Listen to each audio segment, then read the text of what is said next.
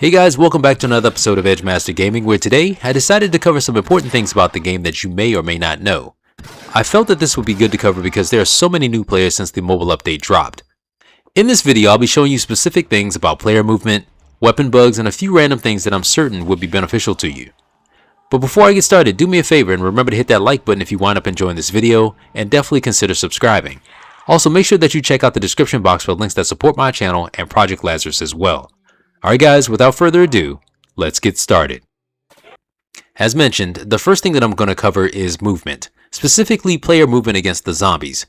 If you want to be able to survive the Horde when playing this game, you'll need to learn to weave between them. This is a very simple thing, but one that you can't overlook. It's especially true when it comes to zombie training on either map. So, like here, when a zombie is in front of you, you'll press against the zombie and it makes it really tough to get around them. That's why you'll have to learn to tilt your body to the side to fit through whatever cracks are available when playing. When you master this, you'll be able to dodge and weave attacks almost seamlessly regardless if you have ammo or not. Just take a look here.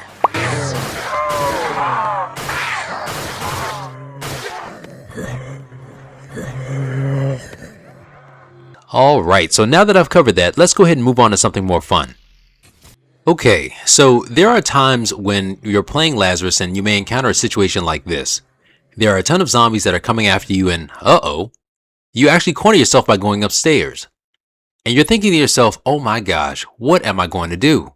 Well, don't worry, there are some ways to get out of this which I'll show you right now.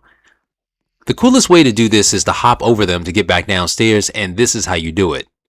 I'm going to do a quick demo for you guys on one zombie just so you can get the idea. When you're on the steps and the zombie is approaching, if you time it just right, you can hop over the zombie using the knife. This works because the knife causes you to lunge forward a bit. There are some pro players that use this, and I would highly recommend that you take time to learn it. Just keep one zombie at the end of like round 20 and head over to either here or the spawn room and just practice away. So getting back to the situation at hand, this is what it looks like when it's done successfully. It's pretty cool, right? So what happens if you're unsuccessful when doing it? Like this. Gosh, that sucks. But don't worry, there's something else that you can do here. So what you'll need to do is just take the Horde and slow your walk speed down to let them all catch up near this one area back here. Walk around the table on the far side in the conference room and then head back downstairs. See? I told you everything would be okay. Just make sure that you do not kill any zombies until you know you have a clear path back downstairs. The last thing you want is more zombies coming before you can do so. While we're on the topic of zombies, while playing on this map you may encounter a delay when moving on to the next round. The reason for this is, there are two spots in this part of the map that the zombies will actually spawn in a place where they can't come after you. The first spot is within this cabinet in the quick revive room. The second one is behind this wall in the speed cola room. If you look closely here, both of the zombies' hands are actually sticking out of the wall. When this happens, it's really difficult to kill the zombies unless the rounds are fairly low, you have a wonder weapon, or you're lucky enough to get a nuke. Otherwise, you'll need to wait until the zombie respawns before you can kill them to move on to the next round. Moving on to weapons. In this case, more specifically about a bug when using Frostbite. So I found this a long time ago and actually uploaded a video about it, which is here, but it's worth mentioning again. When you have a weapon that requires you to get kills to get it upgraded, like say any of the AKs, the MSSR, the USAS-12, you get the idea. You can actually use the Frostbite to freeze the zombies and transfer the kills over to that weapon. And I'll show you what I mean here with the AK-47. Here I just packed the AK-47. The Lionheart module shows a 1% increase on damage with every kill. So here, I'm going to go ahead and show you after training the Horde. Once I freeze the zombies, I'll switch over to the AK before they die to transfer all the kills. Yep, now I'm at 124% on the AK. So this works on every single gun that does not require headshots. I repeat, does not require headshots.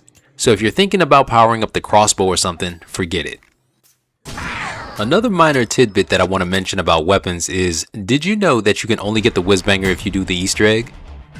Most recently there was an update where Logitech moved the Whizzbanger to a special Easter egg pool, which was even more rare.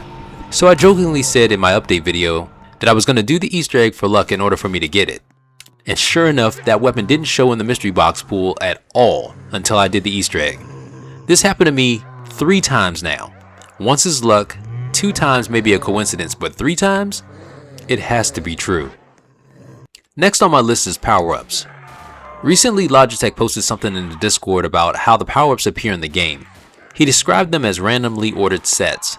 So out of the 5 power-ups, they'll drop in some random order, and if you ever see 2 of the same power-ups together like this,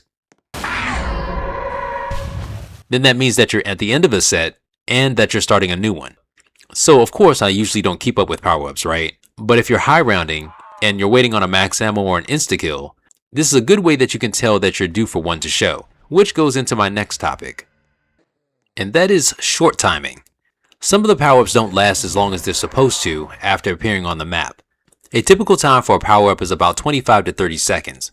It'll sit there, then comes the slow flash, followed by a quick flash before it disappears. That's normal, okay? What's not normal is this.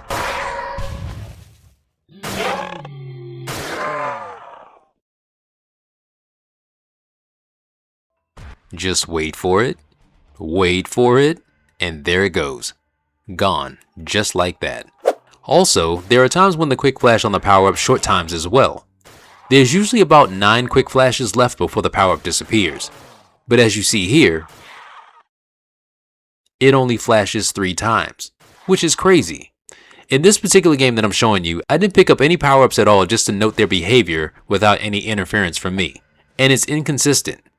Maybe there's a timer or a counter for each power-up that's not resetting properly once the power-up disappears. I don't know. But I bring this to your attention so that you guys know not to wait before picking these up. Because as you can see, you don't know how much time you're going to have before they disappear. At least that is until Logitech puts in a patch for this issue. The last and final thing that I want to go over is the one-shot calculation. So how can you determine a gun's one-shotting ability in the game? I mean, of course, you can go through the game and you can get the gun and keep testing its one-shotting ability on the Horde for every single round until it fails, right? Or you can go to the Lazarus wiki and find the gun, get all the stats and perform the calculation yourself, which does the same thing. Trust me, it'll save you a lot of time. Now, personally I do both because regardless of what the page says, I still want to verify. Anyway, so how do you perform the calculation? Now before we start this process, I highly advise you to do this in a spreadsheet similar to this one, which will make your life much easier. Alright, let's take my favorite wall gun, the K1A for example. Here's the wiki page. From the majority of the guns that you do this for, you'll need just 3 things from it. You need the max damage, the headshot multiplier, and you have to check the Pack-a-Punch module to see if there's anything on bonus damage listed. Once you have those, you take those numbers and place them in the spreadsheet and multiply them together.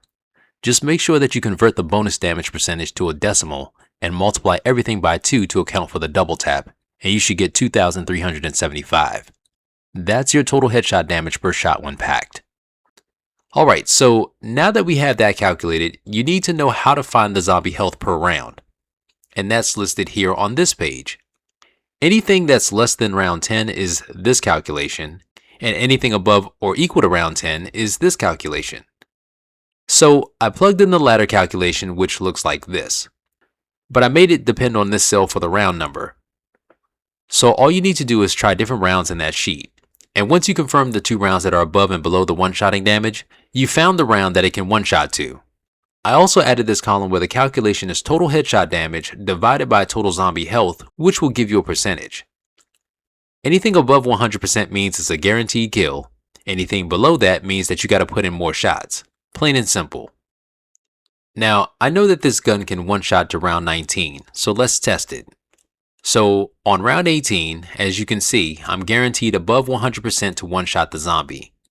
But on round 19, it's down to 96%, so I'm no longer guaranteed. Got it? Good. Well guys, that's gonna do it for this video. Let me know if you learned anything. Was this new information at all? Also, what would you say is the most interesting thing out of the topics that I provided in this video? Please let me know in the comments down below. And as always guys, remember to have fun, take care, and God bless.